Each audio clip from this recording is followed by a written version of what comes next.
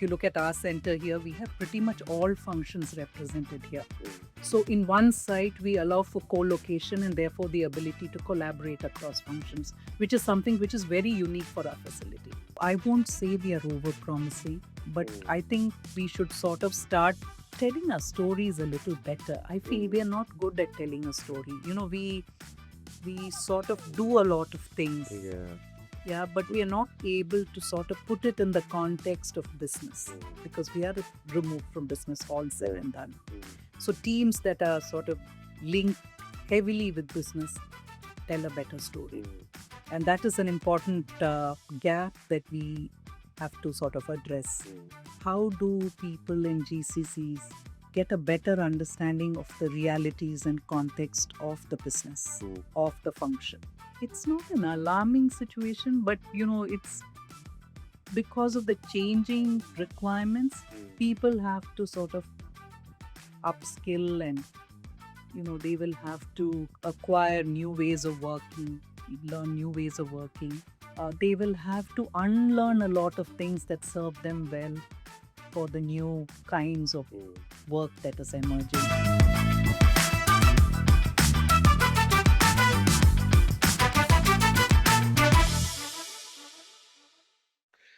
Welcome to GCC Unplugged, the series where we go beyond the headlines and decode what really is happening inside global capability centers.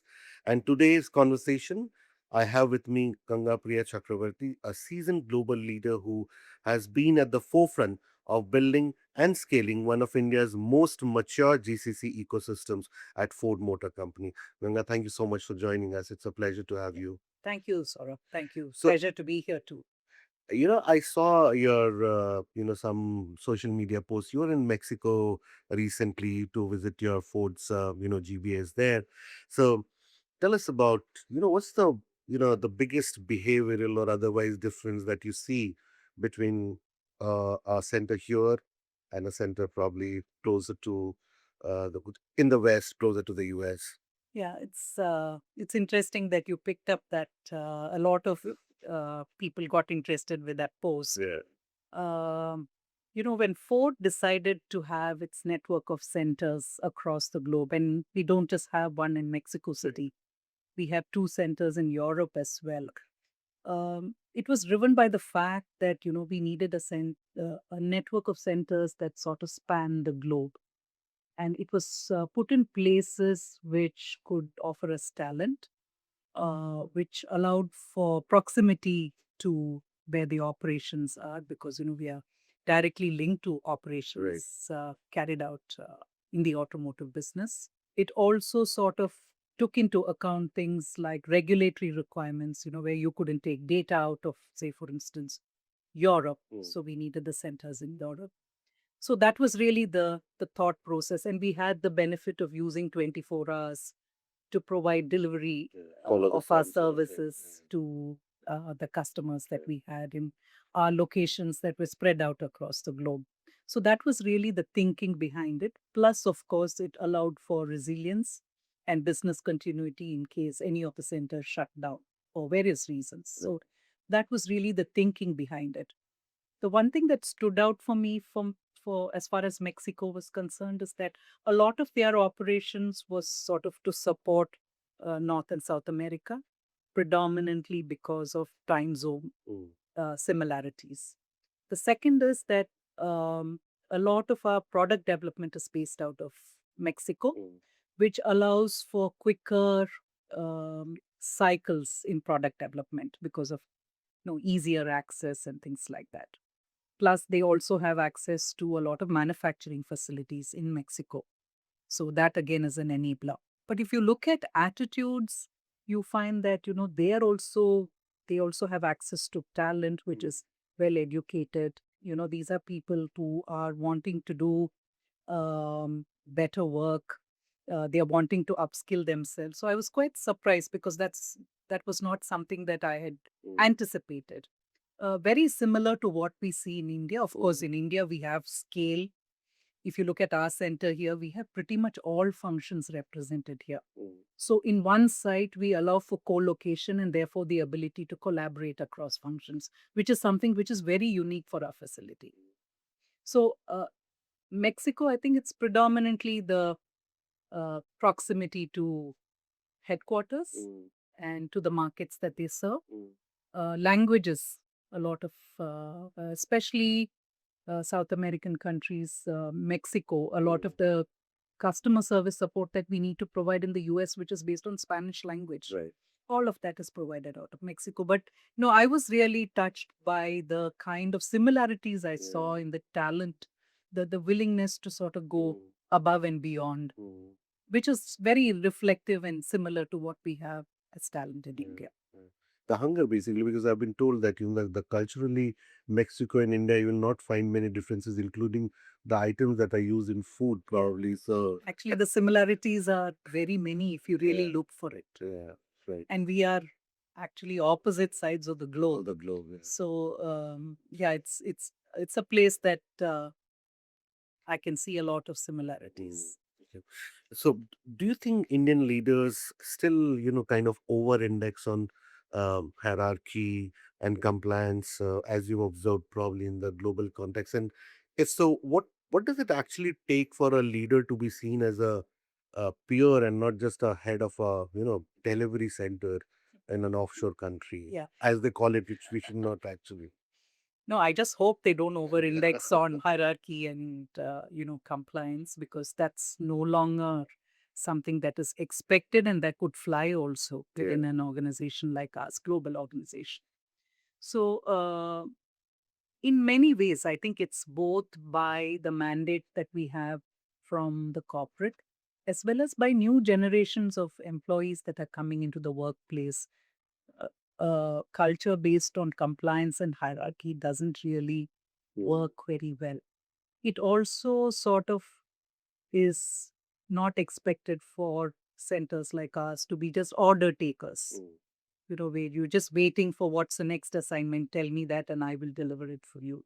In fact, on the contrary, more and more what is being expected is I don't want that kind of work. mm. Tell me what else can I do with what you have. Yeah. What else are you able to sort of make out with the data that you sort of have Correct, correct. access to?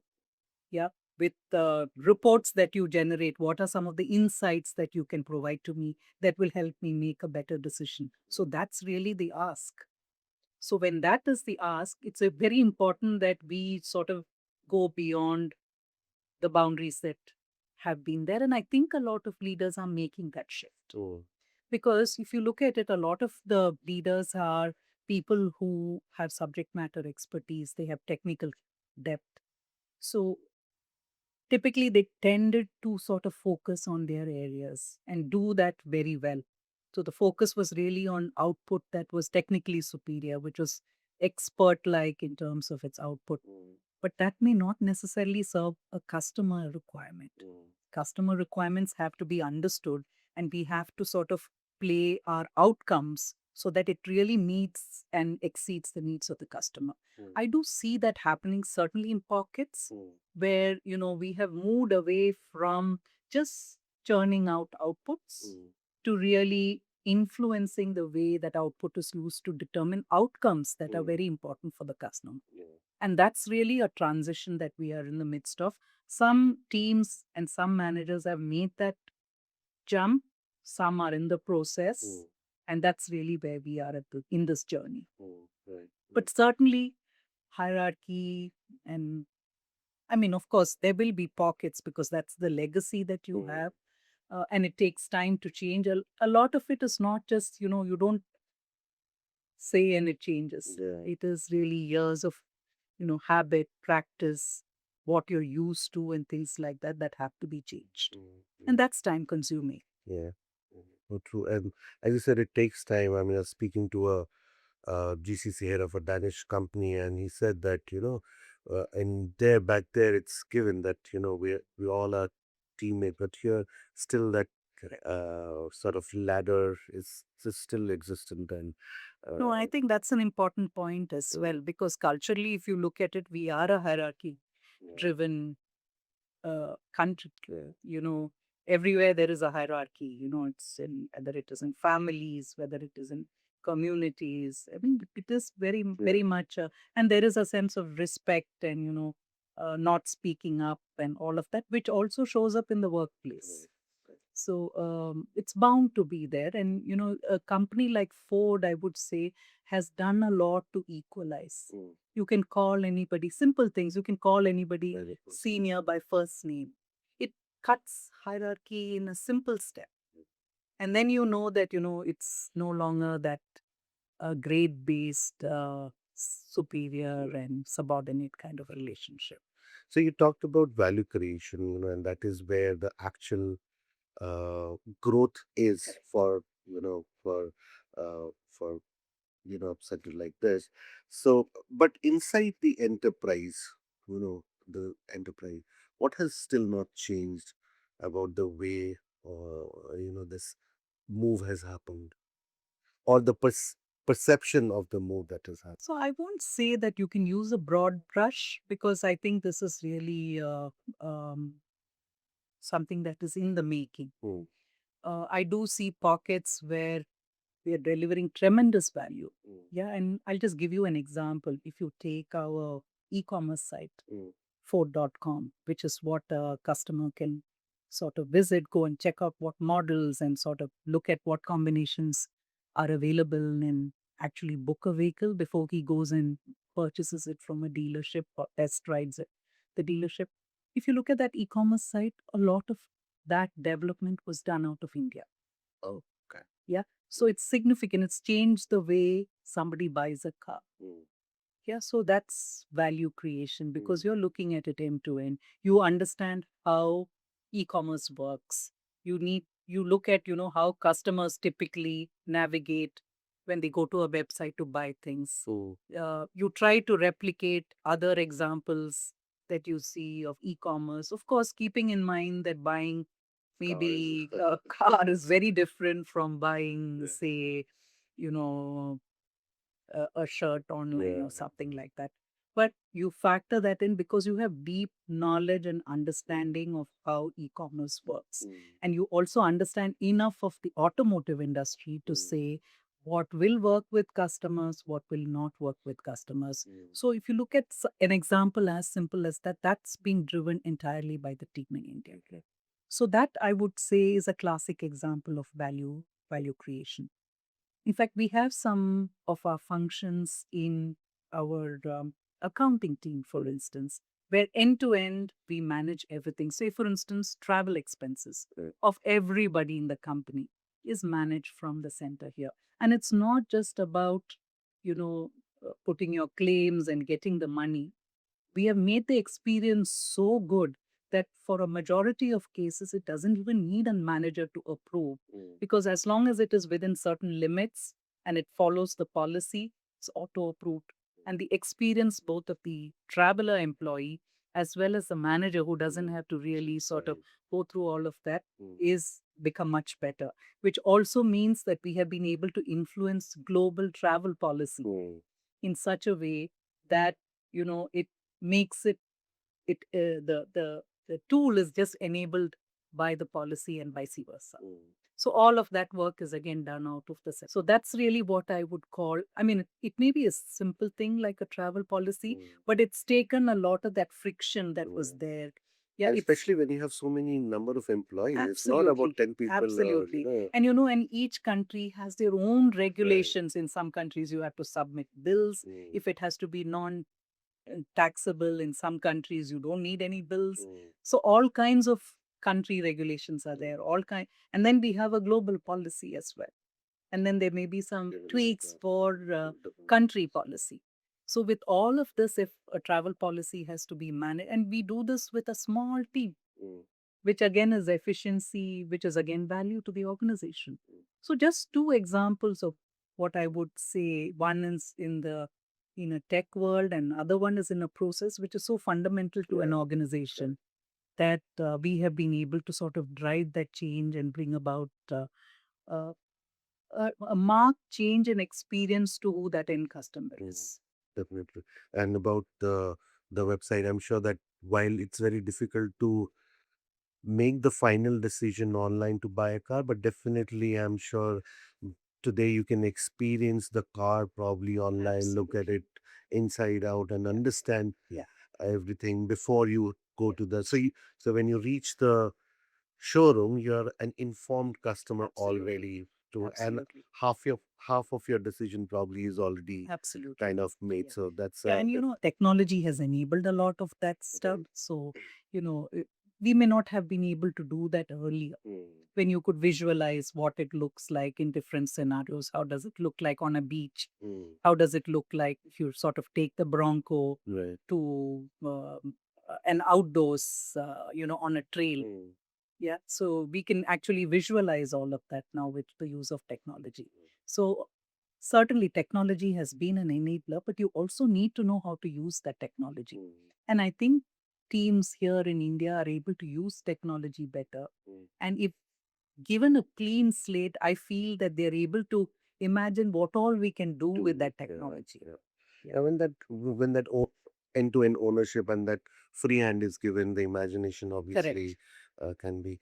But having said that, at times, do you think that uh, GCCs are over-promising because the enterprise expects it, and also that the center needs to kind of prove its worth beyond being a cost center, which is right now the buzzword. No, sort of, I would think there's a lot more that we can do. Okay. There's a lot more that we can do. And, Mm, with AI coming in, I feel that it's going to open up a plethora of mm, opportunities of things that we can do.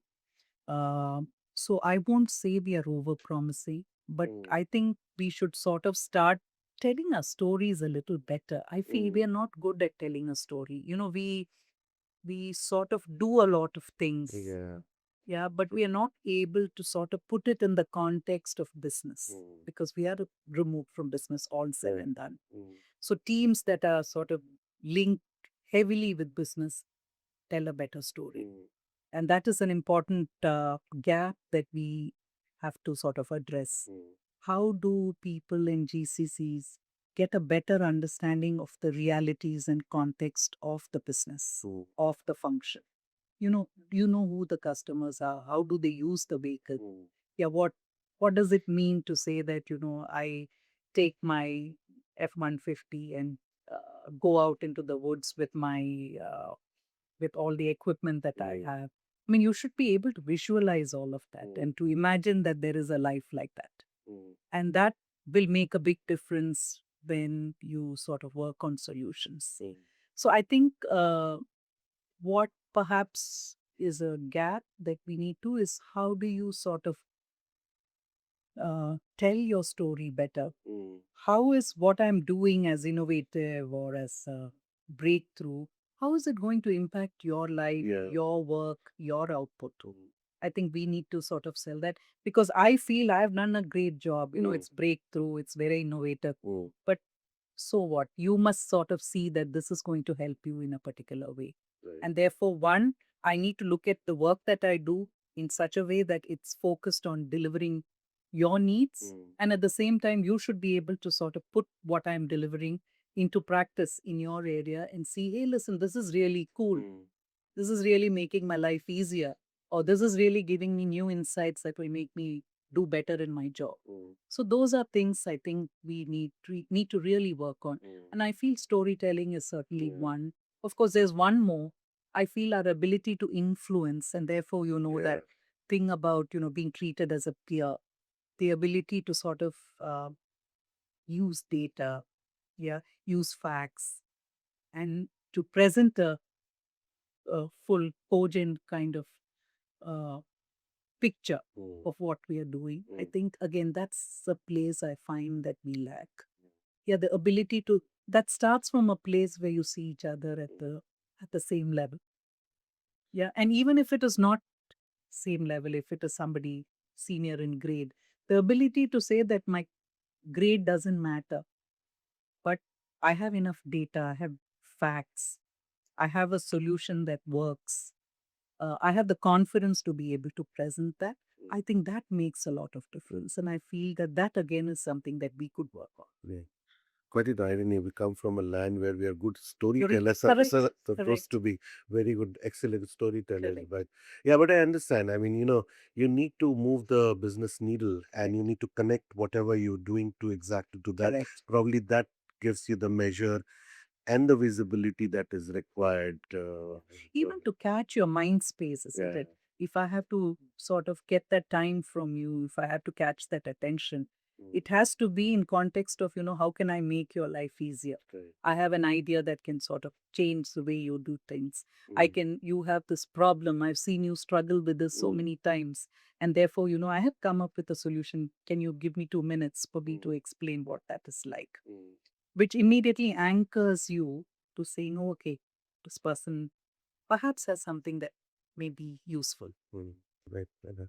So, we spoke about AI, and obviously, there is no conversation that should end without speaking about AI. So, I'll just hang on to that for a bit. So, how are you seeing it inside your center, and uh, how are you ensuring that it does not only remain a efficiency enhancement tool, rather it becomes something which is creating new use cases, which is Fantastic. the Yeah. requirement, I believe. Yeah. So actually, we are now for the last few years been in this journey where we are upskilling people in the use of AI. Mm. Yeah, and we give them tools, we give them training, and it's accessible to everybody in the organization so that they know exactly, you know, what does it take to engage with an AI tool? What are some of the things, do's and don'ts, particularly when it comes to data privacy and Mm. things like that? What tool may be better for what kinds of work and things like that. So there's a lot of training that is happening, and we see a lot of uh, adoption of that training as well. And that's another thing I think is so fabulous about the talent in India. The eagerness to learn, Mm. the willingness to sort of put extra time to upskill themselves. It's really a big, big advantage that we have in Mm. India. So I think that's something that we see. And we have actually seen employees use these AI tools to bring about small improvements in their own areas or in related areas. Mm.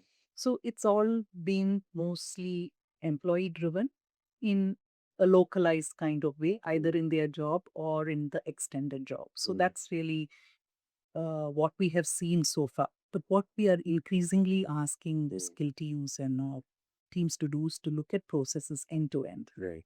Yeah, and sort of see if you were to sort of layer AI on top of it, what are all the things that can be done which may not require human intervention, or which may sort of enable human intervention at a totally different level, which will improve the quality of the output, which will take the friction out of the way work is done.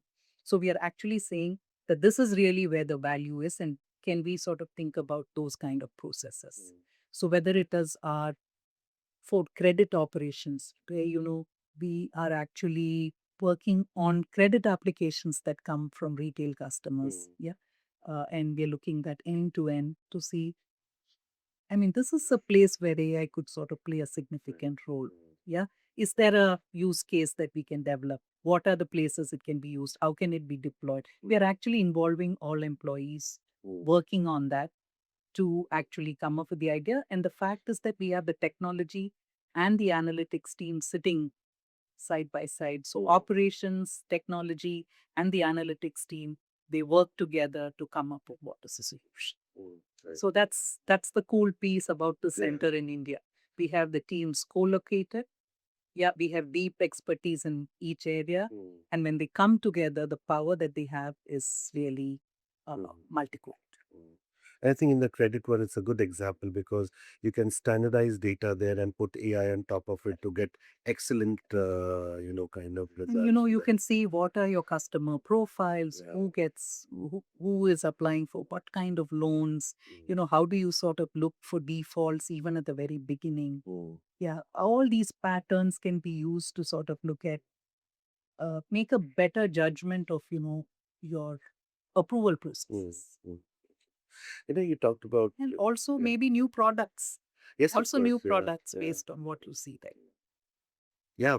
I mean, the idea is, you pull a string and, you see a entire new structure in front of you. I mean, the possibilities are quite a Immense, lot, yeah. actually. So, so whether you're talking about talent that we have seen people using it, and we're always we are called talent gold mine, where it's not only IT talent, talent from across the discipline which are required for centers. You don't only need IT guys, you need Correct. more guys. But then there are reports that we still have kind of 40% gap in the required specialized sort of talent that are required, especially at the mid and higher levels. So uh, is this gold mine tag, you think, overstated, overestimated, or you think or do you think there is a process in terms of academia and industry collaboration which has started, which will probably diminish this? What's your view? I see. I think at every level in the hierarchy, there are gaps. What is desired to what we get, that is a reality. If you look for freshers, you may get technical capabilities, but soft skills may be lacking. Yeah. Yeah. If you look at middle level, they will have depth of expertise. They will have sometimes people management skills, but their ability to engage on across functions, across areas, that may be something that's lacking. And if you look at even leadership, even tremendous experience, tremendous people management capabilities, but ability to engage with global colleagues, influence them, Mm, could be a challenge. So I won't say it's not an alarming situation, but it's because of the changing requirements, mm, people have to sort of upskill, and they will have to acquire new ways of working, learn new ways of working. They will have to unlearn a lot of things that serve them well for the new kinds of mm, work that is emerging. So that's a constant requirement. mm, I have noticed that in the last so many years that I've been associated, just being accurate, processing well, making no errors, making sure you have all controls managed. That was a requirement maybe 15, 20 years ago. mm, Now that a lot of that is done by technology, mm, then what do? mm, You have to sort of say, you have those outputs coming. How can I sort of add value and deliver something more than what I have already done? mm, Yeah, so you need to sort of develop those skills to say, can I analyze outputs and say what else and what more can be done? So that becomes a requirement. Now with AI coming in, the requirement is, how can I use my knowledge and experience yeah. to really critically evaluate outcomes Correct. and say, one, is this the right thing? Should we be looking at something else? Is this opening up new opportunities that we can work on? Mm, So I would just say that with the changing and growing and evolving needs of the GCC mm, and the kind of work that we have, there will always be a gap. mm, Yeah, and it's about identifying that gap at the right time and fixing it. right. And fortunately, a lot of times employees are driven enough to be able to To the address that yeah. themselves. Of course, organizations always do provide that support, Mm, but you will find that, I come across a lot of employees who say, I learned something watching a YouTube video, and I'm yeah. saying, because that's their Right. preference and that's their eagerness. That's their, that's the thirst that they have Mm, for doing things differently, learning something new, and they all want a better life mm, at the end of it. So that makes it, that hunger is very, very mm, strong. mm. You've made a lot of points here, but if I have to ask you one hard truth about mid-level, employees, managers, which leaders do not really talk loudly about, what would that be, and why is it necessary that to talk about? So I think the problem with a lot of employees in GCCs is that they are very inward focused. Okay. Yeah.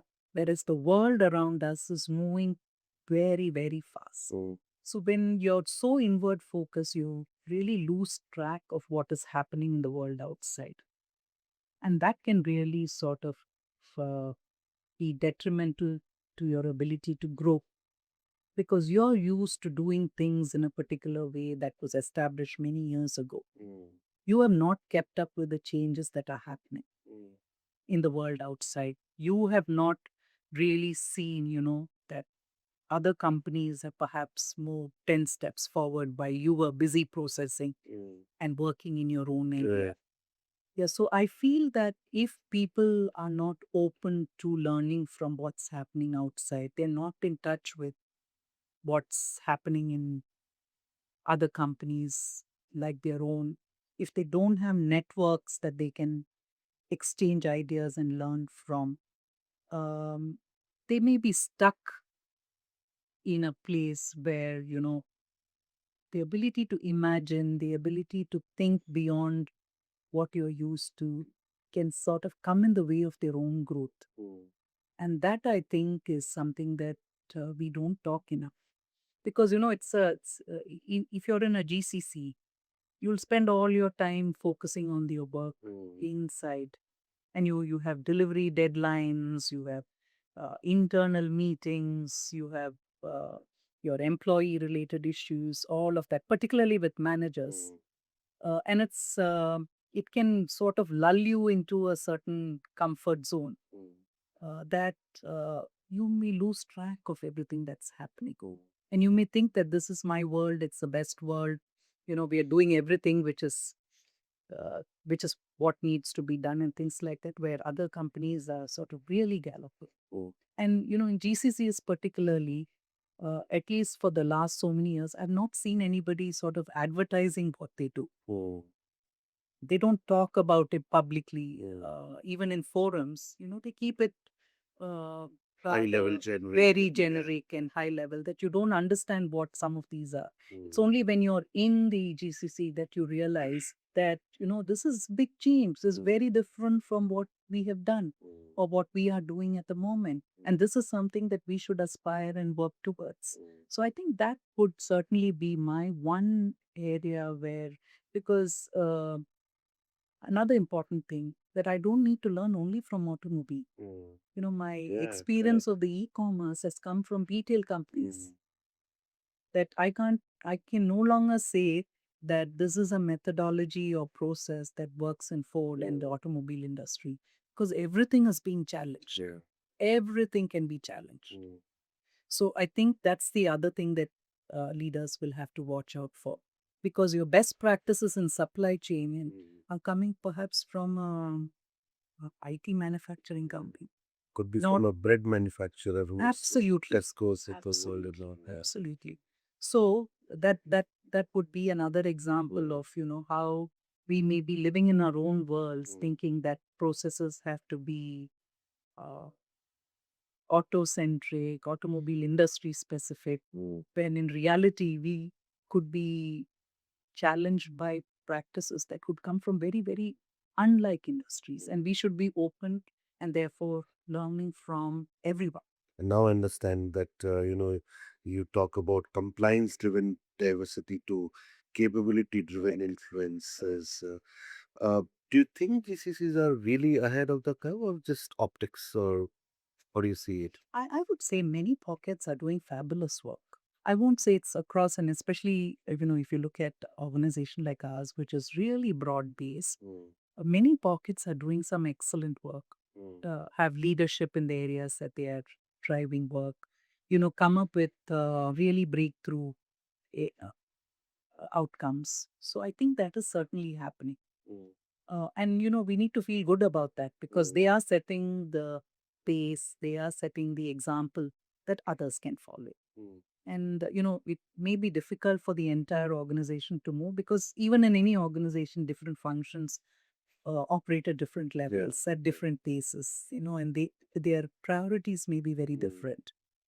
But we see that there is more Till the time they're across. moving in the same Yeah, direction. that's right. Is what. The journey is Yeah. pretty much similar, Yeah. except that some are on a fast track Mm, because there's leadership that is driving. mm, That sometimes it's also a function of that. mm, You have a leader who wants better outcomes from the center and therefore, mandates or sort of gives them uh, the expectation is that they have to do a different kind of work.